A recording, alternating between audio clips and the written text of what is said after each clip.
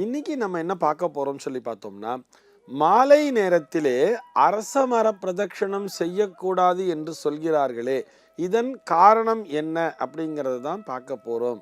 Science தானே. அரச மரத்தை மட்டுமல்ல, எந்த மரத்தையுமே மாலை நேரத்திலே பிரதட்சணம் செய்யக்கூடாது.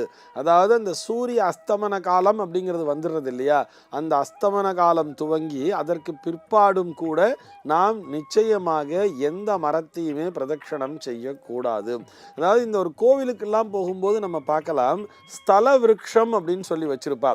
நம்ம சாயங்காலம்தான் நமக்கு கோவிலில் டைம் கிடைக்கிறது, ஆலயத்திற்கு செல்வதற்கு மாலை பொழுதுதான் டைம் கிடைக்கிறது, காலையில் ஆஃபீஸ் போயிட்டேன்னு சொன்னால் கூட அந்த மாலையிலே அந்த ஆலயத்திற்கு செல்லும் பொழுது அந்த ஸ்தல விருட்சத்தை போய் பிரதட்சணம் செய்வது என்பது கூடாது.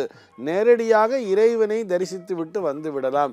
இது என்ன காரணம் அப்படின்னு சொன்னால், ஒவ்வொரு ஆன்மீக நிகழ்விற்கும் பின்னாலே ஒரு அறிவியல் உண்மை ஒளிந்திருக்கிறது என்பது நாம் புரிந்து கொள்ள வேண்டும். நிச்சயமாக இதில் எந்த சந்தேகமும் கிடையாது இல்லையா. இங்கே என்ன ரீசன் அப்படின்னு சொல்லி பார்த்தோம்னா, அரச மரம் என்பது பிராணவாயுன்னு சொல்லப்படக்கூடிய அந்த ஆக்சிஜனை அதிகப்படியாகவே வெளிப்படுத்தி கொண்டிருக்கும் அப்படின்னு சொல்றார். அதுவும் இந்த போட்டோசிந்தசிஸ் அப்படின்னு சொல்லுவா இல்லையா, ஒளிச்சேர்க்கைன்னு சொல்றோம் இல்லையா, இந்த ஒளிச்சேர்க்கை எப்பொழுது நடக்கும்? பகல் பொழுதிலே தானே நடக்கும். அதில் நிறைய இந்த பாட்டனி படிக்கிற பசங்களுக்கு நல்லாவே தெரியும். அந்த குளோரோஃபில் அப்படின்னு சொல்லுவா, அந்த பச்சையம் அப்படின்னு சொல்லப்படக்கூடிய அது எப்படி உருவாகும் அப்படின்னு சொல்லி பார்த்தோம்னா, அந்த சூரியனிடத்திலிருந்து அந்த ஒளியை பெற்றுக்கொண்டு அந்த ஒளி சேர்க்கை நடக்கும் பொழுது இந்த மரம் என்ன பண்ணும் சொன்னா, கார்பன் டை ஆக்சைடை அதிகமாக உள்ளே இழுத்து கொண்டு ஆக்சிஜனை மிக அதிகமாக வெளிப்படுத்துகிறது. இந்த ஆக்சிஜன் தான் நம்ம மனிதர்களுக்கு தேவையான அந்த பிராண வாயு அப்படின்னே சொல்றோம். இதனை அதிகமாக வெளிப்படுத்தக்கூடிய திறன் இந்த அரச மரத்திற்கு உண்டு. அதனால்தான் காலை பொழுதிலே சென்று அரச மரத்தை பிரதட்சணம் செய்யுங்கள் சொல்றா. அதுவும் அந்த காலை பொழுதிலே அந்த சூரியன் உதயமாகிற நேரத்திலே அந்த ஒரு கதிர்வீச்சினை இந்த அரச மரமானது பெற்றுக்கொண்டு அந்த குளோரோஃபில்லின் மூலமாக ஒரு வாயுவினை வெளிப்படுத்துது அல்லவா, இது நம்முடைய உடல் ஆரோக்கியத்திற்கு மிகவும் உகந்தது அப்படிங்கிறதுக்காகத்தான் காலையில போய் அரச மரத்தை பிரதட்சணம் பண்ணுங்கிறா. அதுவும் குறிப்பாக குழந்தை பாக்கியம் வேண்டி இருப்போர், பிள்ளை பேரிற்காக காத்து கொண்டிருக்கின்ற அந்த பெண்களும் சரி ஆண்களும் சரி ஈரத்துணியோடு அந்த அரச மரத்தை பிரதட்சணம் பண்ணிவான்னு சொல்றா. அதுவும் சோமவார அமாவாசைங்கிறது ரொம்ப ரொம்ப விசேஷமா சொல்லியிருப்பா. சோமவார அமாவாசை வருவதற்கு தாமதமானால் கூட இவர்கள் தினமுமே அவ்வாறு பிரதட்சணம் செய்து கொண்டு வரலாம். அரச மரத்தை பிரதட்சணம் செய்து வருவதன் மூலமாக பிள்ளை பேரு என்பது நிச்சயமாக கிடைக்கும்னு சொல்றா. ஏன்னு சொன்னா, அந்த போட்டோசிந்தசிஸ் அப்படிங்கிற அந்த ஒளி சேர்க்கை அப்படிங்கிற அந்த நிகழ்விற்கு அத்தனை சக்தி என்பது உண்டு, அத்தனை மகத்துவம் என்பது உண்டு.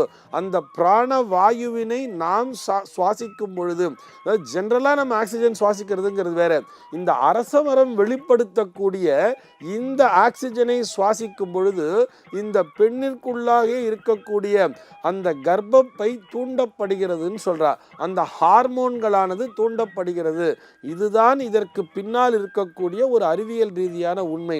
மாலை பொழுதிலே ஏன் பிரதட்சணம் பண்ண வேண்டாம் அப்படின்னு சொல்றான்னா, மாலை பொழுதிலே என்ன ஆகும்னு கேட்டா, இந்த பகல் பொழுது முழுக்க நடந்த இந்த ப்ராசஸ்க்கு அப்படியே ஆப்போசிட்டான நிகழ்வுங்கிறது நடக்க ஆரம்பிச்சிடும்.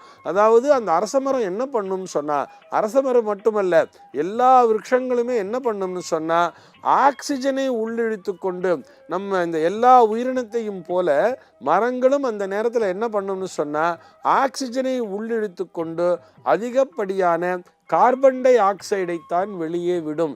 இந்த கார்பன் டை ஆக்சைடை நாம் அதிகமாக சுவாசிக்க கூடாதல்லவா. கார்பன் டை ஆக்சைடுனா நமக்கு என்னன்னே தெரியும் இல்லையா, புகையிலிருந்து வருவதுதானே கார்பன் டை ஆக்சைடு அப்படிங்கிறது. இந்த கார்பன் டை ஆக்சைடை சுவாசிப்பதன் மூலமாக நம்முடைய உடலிலே ஆரோக்கிய குறைபாடு என்பது ஏற்பட்டுவிடும். அதனால தான் அது ஸ்தல விருட்சமாக இருந்தாலும் சரி, மாலை பொழுதிலே சூரிய அஸ்தமன காலத்திலும் சரி, சூரிய அஸ்தமனம் ஆன பின்பும் சரி, அந்த நேரத்திலே இந்த மரங்களை பிரதட்சணம் செய்வது என்பது கூடாது. குறிப்பாக அரச மரத்தினை நிச்சயமாக பிரதட்சணம் செய்யக்கூடாது.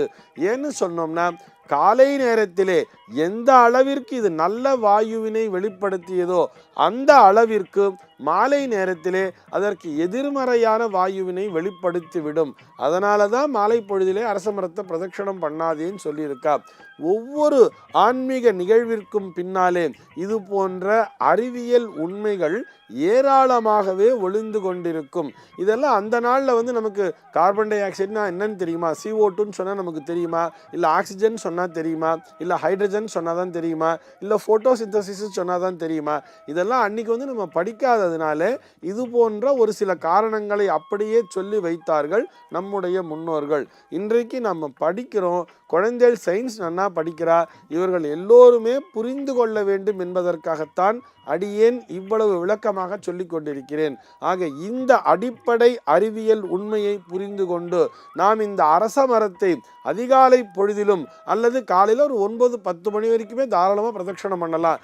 இவ்வாறு பிரதட்சணம் செய்வதன் மூலமாக நம்முடைய உடல் ஆரோக்கியம் என்பது மேம்படும். இந்த உண்மையை புரிந்து கொண்டு நாம் செயல்பட வேண்டும். சர்வே ஜனாஹ சுகினோ பவந்து.